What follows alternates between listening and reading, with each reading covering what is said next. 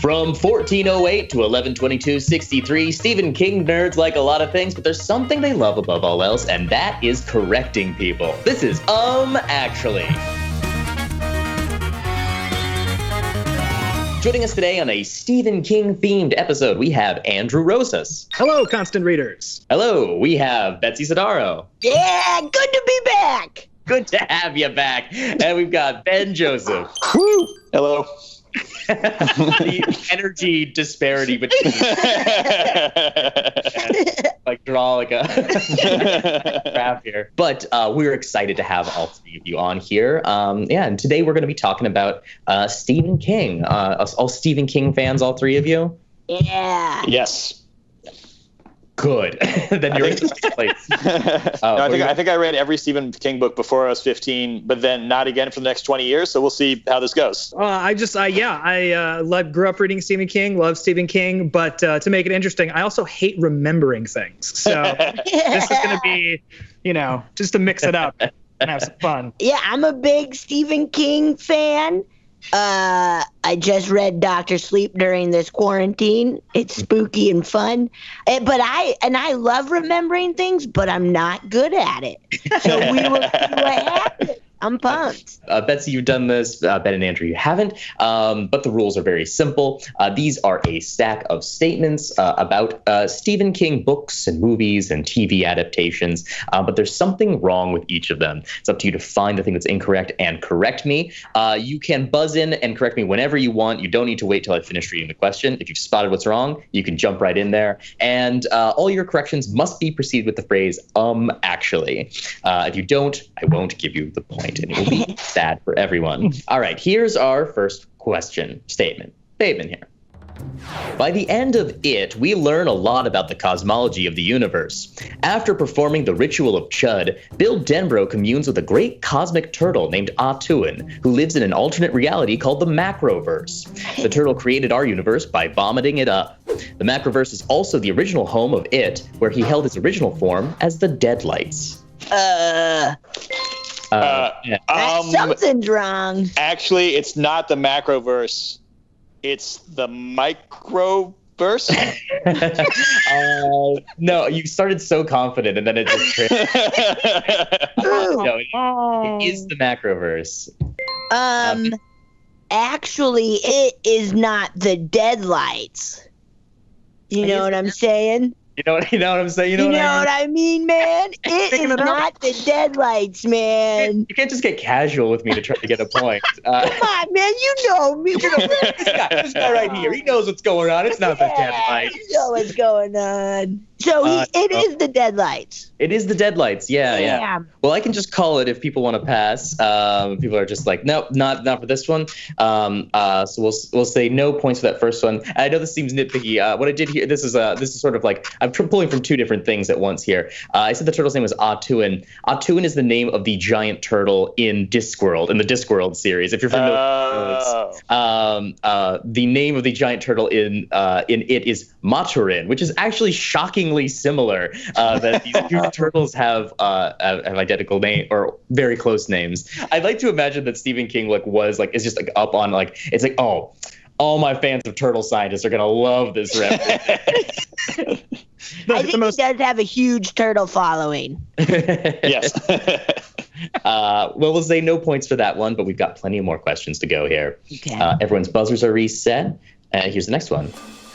In The Mangler, a short story by Stephen King, Nightshade, a live bat, and fresh blood are all necessary components for a demon summoning ritual. Due to a series of coincidences, the ritual is accidentally performed, and the demon ends up possessing a lawnmower, becoming the Mangler, which murders several people. Ben. Actually, that's not the plot of the short story The Mangler. That is the plot of the Stephen King short story The Lawnmower Man, because it's about a lawnmower. Interesting. No, I think you're too incorrect there. Because this is mostly a description of the Mangler, but you are starting. There's something you said in there that was like maybe questionable, but I don't think I'll give it to you, Andrew. Andrew's first. Actually, it wasn't a lawnmower. That's correct. The Mangler is not a lawnmower. Do you happen to know what the Mangler was? Everything else is correct. It is like a demonically possessed thing, but not a lawnmower. Do you know? Thresher? It's not a thresher, but I'll give you the point unless Betsy can tell me what the Mangler is. Is it like oh shit. I think it's an old-timey laundry machine. Betsy, it is. Yes! She didn't say I'm actually, though. Oh, no. Oh, no. Oh, God. Come on, man. All right, well, by the rules, I'll have that revert to Andrew then. So that'll be for Andrew. But Betsy, you are right. The Mangler is actually an industrial laundry press. Yes. But all the other things are true. All those items happen to get go through the wash at this laundry. And it happened to summon this demon who possessed a giant press and became the Mangler that crushed a bunch of people.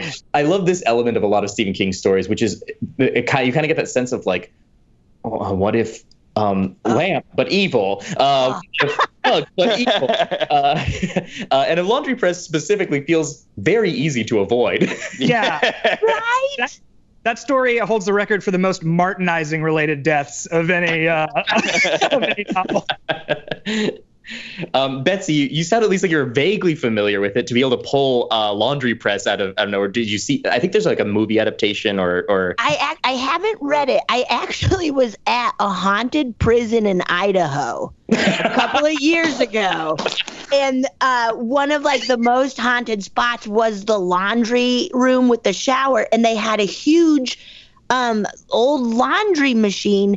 And a friend I was with brought up a Stephen King short story about that thing, and then it all just clicked. But I forgot to say I'm actually.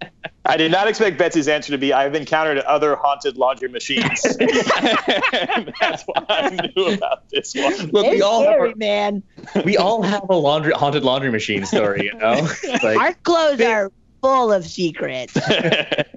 I think the end of that movie features the Mangler, the laundry press, tearing itself out of running down the street, sort of Beauty and the Beast style. I think the Mangler escapes. Mike, that is 100% correct. It ends with the Mangler ripping itself free of its moorings and prowling the streets in search of fresh prey. Oh, that's good. Fresh, like laundry. Or it's a laundry press. Honey, did you order a laundry press? Just a doorbell. No, Larry. So immediately suspicious. You're gonna get caught immediately, Mangler. People are gonna notice you. I hope Mangler puts on yes, in a hat and a trench coat. trench coat. Reading a paper, Glad we both immediately had the same image. Waiting at a bus stop. Some horny lady being like, that this is man an looks outrage. hot. Just Who's fucking that guy? the headline of the paper, flattenings on the rise. Yeah. Mangler starts to sweat a little bit. He's suspiciously polite to police. They call him, well, officer, I hope you catch this Mangler who's out there. Just talking. He's in all the shit search parties. Well, due to a weird loophole in the rules, that point will go to Andrew. But we'll see. We'll see what we have coming up here. Perhaps Stephen King's most ambitious work is the Dark Tower series, a sprawling epic over 7 books that tells the story of Roland Deschain, while also uniting many of King's other works into a united multiverse. Other books referenced in the series include It, The Stand, The Shining, The Eyes of the Dragon, and Cell. Betsy's buzzing in. Actually, it does not include, I don't know, The Cell. It does actually. Cell is referenced there. Yeah. Okay. Actually, there are 8 books in the series. That is close enough that I'm going to count it. For a while there were only 7, but then if you include The Wind Through the Keyhole, which came out a little bit after, and is sort of the book that takes place in the middle of the series, there's 8 books as well as a short story and a comic, if you want to count those all as canon. But for sure, 8 books, and maybe a little bit of extra too. Did everyone read the full Dark Tower series here? No. Oh yeah. I did. You opened it. Oh yeah. No, that's why I knew, because it seems like it's supposed to be. It's one of those books is not referenced, but I knew definitively that all of those have some reference to the Dark Tower in them. I was that big of a dork. Yeah. I do appreciate that like Stephen King was kind of making like basically like multiverses before it was cool, or like United Universe before it was like the thing to do. I mean, as like a writer, it's like it's writing yourself a blank check creatively of what you can do and like how you can like interweave your works and like reference other things, and it's really incredible stuff. Yeah. Well, that point will go to Ben. Woo. Here's our next question. The 1992 film Sleepwalkers was written by Stephen King directly for the screen and not based on one of his pre-existing works. It follows a pair of sleepwalkers, nomadic, telekinetic energy vampires who feed off the life force of virgin women. Sleepwalkers naturally appear as large were-cats, but they can shapeshift into human form. True to their cat-like nature, dogs are their only weakness. Let's see, that is Andrew buzzing in. Actually, it's not dogs, it's cats. That's correct. Everything else I said in there is correct. Weirdly enough, the werecats are weak only to cats who can see through their illusions and attack them with their claws. Yeah, Andrew, are you familiar with Sleepwalkers? Oh yeah, that movie is bananas. It's no, I couldn't tell from all of that. It wasn't the most normal part of that sentence that was the lie. Dogs hate cats. They're immortal energy vampires. Like, yes, but hold on. Also, they can turn into cats. It's like, okay, I can kind of put those two together. Sure, okay, they're cats, and sure, they have 9 lives and things. I can kind of thread those. All right, okay. It's like also they have telekinesis and they can turn invisible. It's like, well, okay, you're starting to push things a little bit. Steven, stop talking. I'm already writing the check. Stop talking. No, I just did a bunch of cocaine. Let me keep going. Just thought I'd share a picture of a sleepwalker with you guys in their full form, not in their like semi-human form. Oh yeah. Oh god. Doesn't read as cat to me. No. So this is like more of the semi-human form, I guess. Ooh, now we're talking. Now we're talking. Yeah, a bunch of virgins will be like, yeah, what do you want? Okay. That's the beast for Calvin Klein. That's fantastic. I like that this has sort of like the like Buffy makeup, vampire makeup thing going on a little bit of the sort of like heavy brow. Heavy brows. I think people find those hot, right? Right, everyone? Right. Everybody does, right? Looking for a cosign on this, please. Magazines. We've all got the posters of, heavy browed gentlemen. Ted Danson and Worf just on posters. Cool. Well, with that, we'll move on to our first shiny question of the game. Shiny questions, like shiny Pokemon, are just a little bit different and a little bit rarer, but they're worth the same number of points. So this first one is actually going to be a purely verbal one, which is a little unusual. This is a game that I'm calling Special Speaking. I swear to God, somewhere I read an interview or something with Stephen King, or someone referenced something where he specifically talked about the idea of special speaking, which is where like making a character memorable by giving them like a weird verbal tick or a catchphrase or something like that. And in my research, I could not find it again. So maybe I'm just making it up, but I swear to God, I read it somewhere. In any case, whether or not he's actually aware of it, his characters sure do have a lot of verbal ticks. So the way this game is going to work is I'm going to give you a catchphrase or commonly repeated phrase from a character, and I want you to tell me ideally what character says it, but if you can tell me what book it's from, that will be good enough. I have 6 here. Whoever can identify the most will get the 1 point. We'll do these one at a time, buzzing in each time. You're all unlocked. Here is our first one. Tack! Wait, what? End of clue? That's it. It's just tack. T-A-K. Tack with an exclamation point. Betsy. Actually, Dolores Claiborne. That's a good guess, but no. Dude, I thought that was like her saying like, I don't fucking know. Tack. Unless anyone has any last minute guesses, I can go ahead and call this one. It doesn't seem like it's ringing any bells. That is from Desperation. That is Sheriff Colley and Trajan. I believe Tack is also the name of a demon that has either possessed her or someone else. And so there's like this constant repetition of Tack throughout the story. Here's the next one. MOON. That spells catchphrase. Laws, yes. Oh shit! I read this. Yeah, same. What was that? Oh my god. MOON. Fuck. Spells blank many things throughout the book, but in this case, catchphrase. Laws, yes. MOON. The problem is you could put that character into like any Stephen King novel, and it wouldn't be out of place. Yeah. Totally. Betsy's buzzing in. Is it Mr. Mercedes? It's not. Nope. Shoot, Sorry. what did I? Fuck. Oh, I'm gonna be so mad when you say the answer. I'm gonna fucking flip my desk over. What is it? I just read this.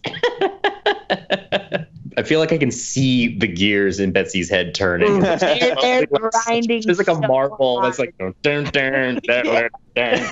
Can I try to answer again or no? Sure, you can answer again. The Stand? It is The Stand. I was gonna guess that. God damn it. Oh shit. That's that was. Here's the next one. Wolf, right here and now. Wolf. And this Wolf, is said right often. This is said, I would say, an obnoxiously often amount of time. I would say an infuriatingly repetitive number of times. I don't know. Actually, Cujo? Interesting guess, but no, it's not Cujo. Well, I'll call it unless anyone has any like just wild guesses they want to throw out there, because I don't think we're getting it there. That is from The Talisman, and that is the character Wolf, who says his own name. So you could have maybe guessed your way into that one, but that is Wolf from The Talisman, who says it maybe every line of dialogue he says. It's like a parenthetical. It's like he says his own name, he says whatever he's going to say, and then he ends it with Wolf. Whoa. It's fucking annoying. Yeah. Here's the next one. Smucking, used as like an intensifier. Ben is buzzing in. Actually, is it Misery? It's not Misery. Oh, that's smart. Yeah. Betsy's buzzed in. Is this one Dolores Claiborne? Not Dolores Claiborne. That's got to be an answer one of these days. I'm gonna just keep bringing it up. Go ahead and call it, unless anyone can just keep the game moving on. Unless you want to just throw something out there. This is Lizzie from Lizzie's Story. I was doing some research because some of these I knew and was like, oh God, I remember Wolf saying Wolf forever. And I was like, what else is in there? And this one popped up so many times as being like, I can't believe how many times the word smucking appears in this, smucking book. It is, it's like the word smucking has lost all meaning, you know? Yeah, all that meaning it had before. Yeah. None for that one. Here is the next one. Okay. Beep, beep. Oh, but Betsy's in immediately. It. That's from It. That is from It. Rich. Here's our last one. 369, The Goose Drank Wine. The monkey. This is, to be fair, I think an actual sort of a rhyme that exists in our own world, but is like repeated a couple times throughout this particular book. Oh no. Betsy, you don't have to worry too much. You've gotten 2 of these, so you've locked up the point. Mike, come on, man. I need this so bad. Andrew's buzzed in. Actually, is it Pet Cemetery? Oh, it's not Pet Cemetery. Oh. I can see the logic there, though. You've already got the point. That's true. We can go. Let's go. This is from Insomnia. Little men in white coats or something who are constantly repeating this phrase to someone who's sort of Maybe hallucinating, maybe, but maybe not. All right, we have 2-1-1. It's anyone's game still. Plenty more questions left. Here's our next one. In 11/22/63, Al Templeton of Al's Diner reveals that his seller can send you back to September 9th, 1958 at 11:58 a.m. No matter how long you stay in the past, only 2 minutes will have elapsed in the present. Upon discovering the specific ability to time travel, Al immediately begins concocting a scheme to prevent the Kennedy assassination. Ben. Actually, he doesn't immediately start concocting a scheme. And also, Al doesn't. Someone else does. The protagonist of the novel does. The first part is correct, so I will give you the point for that. Yeah, what I was going for here is he doesn't immediately start doing it. He spends most of his time using time travel to buy high quality beef at low 1958 price. Right. Yeah. Present. Smart dude. He does start to come up with a plan, but only much later in life, and does like sort of like tell his idea to the protagonist. He only comes up with the idea to prevent the Kennedy assassination when he's very old and dying of lung cancer, and it's like, maybe I should have used this time travel for something other than high quality. When he has as much beef as a man could possibly want. I've wasted my life. I was eating for beef, and I couldn't see what I could have done with my life. Don't make the same mistakes I did. Don't for beef. Hands full of beef, just please, a tale as old as time. I wished for all the beef in the world. Now I can't take it with me. And speaking of multiverse, that is the one where he like takes it too far. Where there's an entire like 50 pages where he just goes and hangs out with the kids from It in Maine. Yep. And then he goes and then rejoins the novel for the rest of the story. Whoa. Yeah. Like it advances the story in no way. It just goes stops in May. Well, because since it sends you to 1958 and he's waiting for 1963, it's like, got some time to kill. I guess I will go to Maine. What's kicking around up there? At that point, we'll go to Ben, and that will bring us to our next statement here.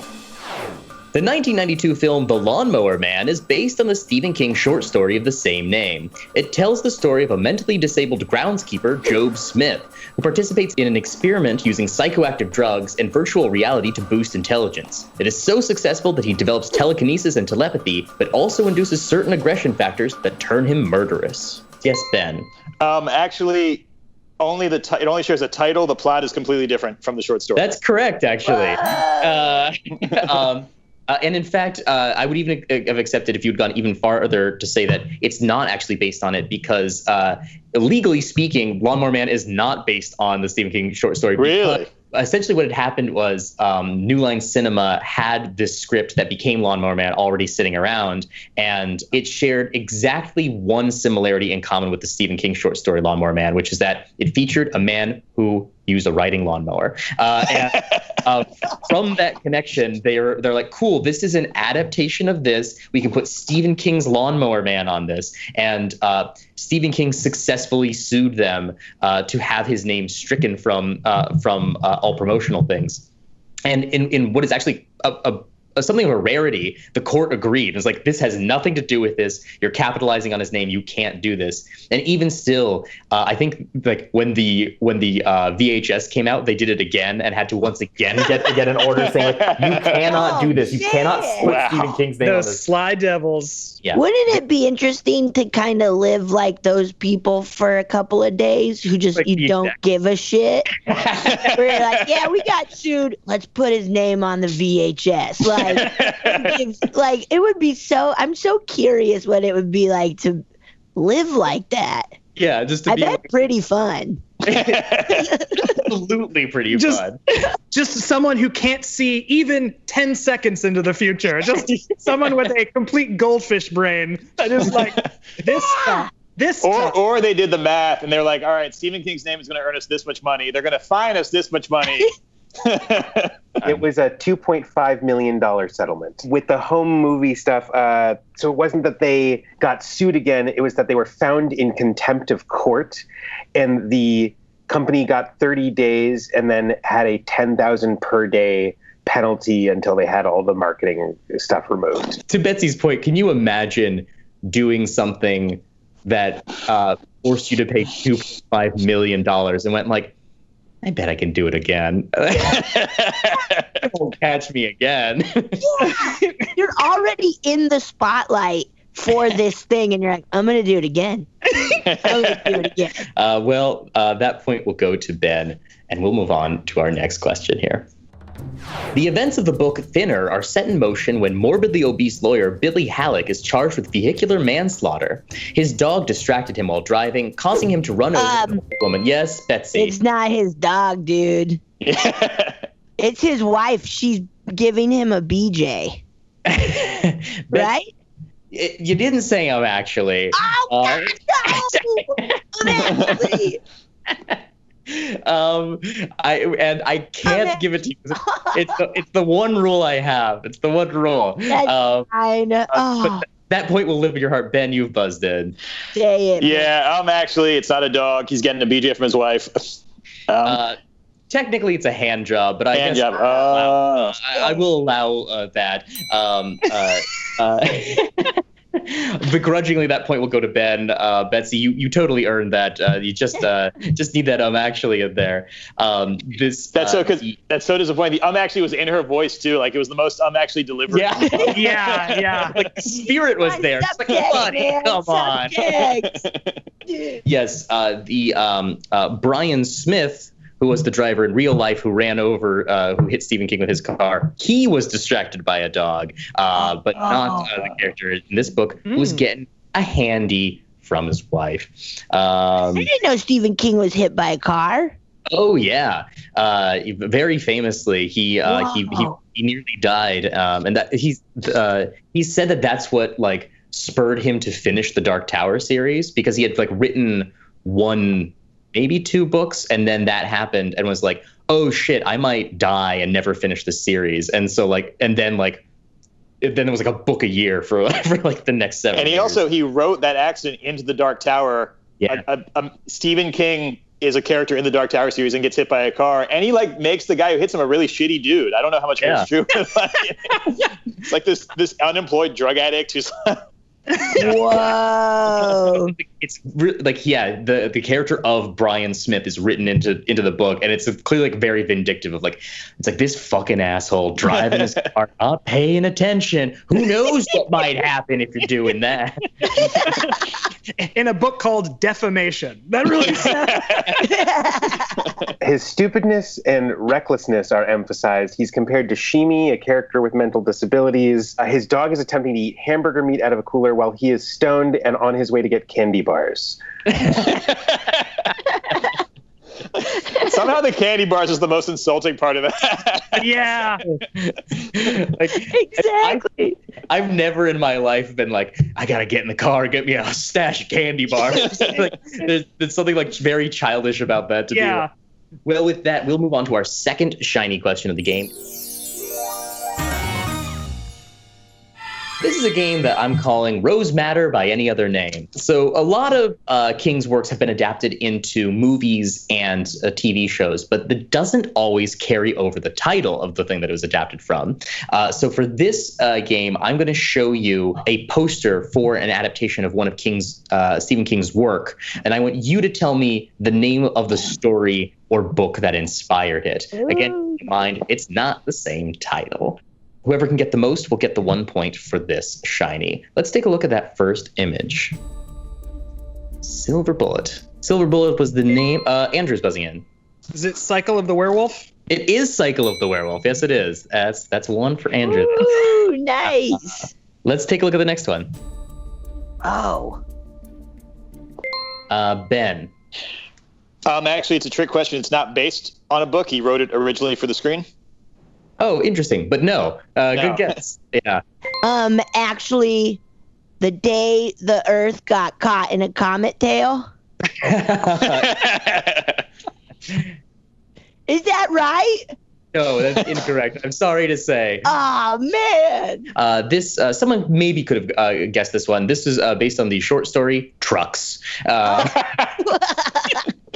it. Let's see that next one. Oh. Ben. Actually, it's the body. It is the body. Yes, that's based on the story The Body. We said that. Let's take a look at the next one. Ben. Actually, it's based on a short story called Low Men in Yellow Raincoats. That's close enough. I'm going to allow that. Yeah, Low Men in Yellow Coats is the name of the short story, which is in the collection titled Hearts in Atlantis, but is not. But the story that this is based on is not Hearts in Atlantis. That one will go to Ben. Nice. That's 1 for Andrew, 2 for Ben. Let's take a look at the next one. That is Betsy.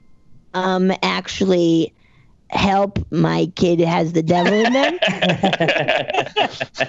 That's wrong, but I will say this: like, I want to make that movie as like a sort of like Honey, I Shrunk the Kids kind of thing. You know, where it sounds like a comedy about like a sort of Rosemary's Baby kind of thing. It's like, help, my baby's the devil. All right, we'll pass on this one. That is the short story Grandma. Gramma, Grandma. All right, we've got one more here. That was 2 for Ben, 1 for Andrew. So if Andrew can get this, then you can tie this one. Let's take a look at this last one. And this one actually has 2 possible correct answers. Andrew. Weeds? Weeds is correct. Weeds is one of the correct answers. Yes. We'll go ahead. We'll give you that point. That's great. We would have also accepted The Crate. Both of those. I like that. I remember that little movie. Well, great. That was 2 for Andrew and 2 for Ben. You'll both get 1 point for this particular Shine question. Nice. All right. Well, here's our next statement. Several of Stephen King's stories take place in the fictional town of Castle Rock, Maine, including The Dead Zone, Needful Things, and Cujo. The 1981 novel Cujo is about a once friendly Saint Bernard who kills 4 people after being possessed by an evil spirit. Betsy's actually, the poor pup is not possessed by an evil spirit, just rabies. It's just rabies. That's correct. That's a point for Betsy. Which is even sadder. Even sadder, I think, because like I haven't read Cujo or seen it, I suppose, for that matter. And truly, for the longest time, I was certain there was some paranormal explanation for like, oh yeah, cool, like a demonic dog, and it's like, oh, it's just rabies. Yeah. Oh, okay. So that I totally thought it was like a devil dog, and then it is like, oh no, he just got bitten by a bat with rabies, and it's like, oh, this is really sad. Yeah, it's that thing that can actually happen. Like that thing that's like for the longest time I thought it was like, oh, it was like a dog that was like being experimented on or something, like, you know, that escaped from a lab. On another point, like, if you live in Castle Rock or Derry, fucking move. Thank you. Thank you. Especially when you know like the lore where you're like every 17 years evil is going to happen. It's like, get out of there. Yeah. It can't be that good. Put the kids in the wood panel station wagon and just leave that town in the rearview mirror. Yeah, like you said, Betsy, it's not like they're not aware of this. Everyone is sort of like, that's where that guy was killed. That's where there was the rabid dog. That's where evil came back. That's this. We know this happens. There's a cycle. Is it a good town to live in? No, it kind of sucks. But Ben's piano teacher is here. I don't want to look for another one. But his piano teacher is so mean and nasty. Yeah, well, they're cheap. Okay, they're cheap. That point goes to Betsy. Stephen King published 7 books under the pseudonym Richard Bachman, 2 of which, The Long Walk and The Running Man, are about deadly televised competitions. Both set in a future dystopic America, the winners of both competitions will receive anything they want for the rest of their lives. The Long Walk pits 100 boys in a walking competition, where walkers must maintain a speed of 4 miles per hour or be executed. The Running Man features 1 contestant who must evade an elite team of hitmen for 30 days.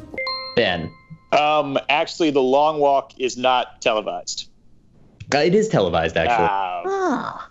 Betsy. Actually, the prize in Running Man is not getting whatever you want. That's correct, actually. In the story, I don't know, I haven't seen the movie adaptation. In the story, there's just sort of like widespread poverty, basically. And so it is this he's not in jail, but it's this kind of thing of like, well, there's no real way to get ahead. You're trapped in this cycle of poverty. Nothing like real life. The only way that it's sort of like the ticket out is like, well, there's like a bunch of these games you can do. It's like, this will probably kill you, but if you do happen to make it, the prize is $1 billion. Oh, shit. At $1 billion, Long Walk, they do get whatever they want for the rest of their lives. All right, well, this will bring us to our last shiny question of the game.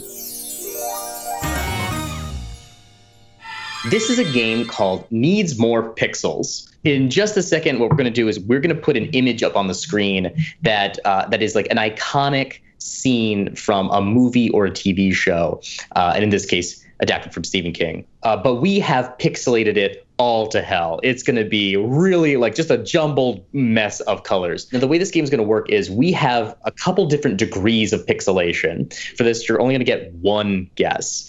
So if this comes up and you're like, that's pixelated, but I know what that is, you can use your one guess to get it. If all three of you are like, I don't like this, I want to pass, we'll go one level clearer. Cool. If that makes sense. So it'll slowly get clearer, which will make it easier for you, but will also make it easier for your opponents. Let's take a look at that image. Once again, you only get one guess. And Andrew's buzzing in immediately. Oh, shit. Andrew, that's The Shining. That is The Shining. Yeah. Do you know? Oh, very good. Do you know what the scene is here? It's Danny going down the hallway on the tricycle. That is Danny going down the hallway on a tricycle. Let's slowly bring that into focus here. Let's make that a little clearer. Yeah. A little bit clearer. A little bit clearer. There it is. Slowly coming into focus. That is Danny going down the hallway on a tricycle. That point will go Well to done. It's always my favorite when someone gets that on the first one, because it's utterly shocking when it's just like it's like someone who could like it's like looking at the Matrix, you know? It's just like, oh yeah, I've seen that before. I see the code. 4 for Andrew, 3 for Betsy, 5 for Ben. And this will bring us to our last question, which as always concerns real life skills. Nothing about Stephen King here. Just you've proven you know you're Stephen King, but do you know how to survive the real world? The book Insomnia is so riddled with insomnia that the protagonist starts hearing and seeing things that others can't. Don't let that happen to you. Here are some tips to help you battle insomnia. Try to wake up at the same time each day, get regular exercise, eat as close to bedtime as possible, and avoid doing other activities in bed. Betsy first, and then Ben very close behind. Actually, you don't want to eat as close to bedtime as possible. That's nightmare fuel. That is correct. Eating starts the digestive process and can keep you awake. You should avoid eating directly before bed. Betsy will get that real life skills point at the end there. That means Ben is our winner with 5. Yeah, I don't feel good about it, though. Tie it up in second with 4 points.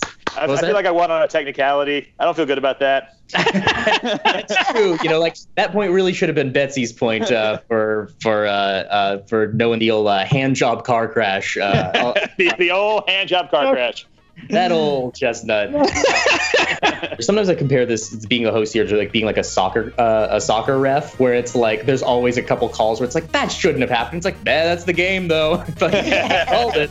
Well, thank you so much, all of you, for playing with us, and thank you for watching. Join us next time for even more pedantic corrections here on Actually. Goodbye.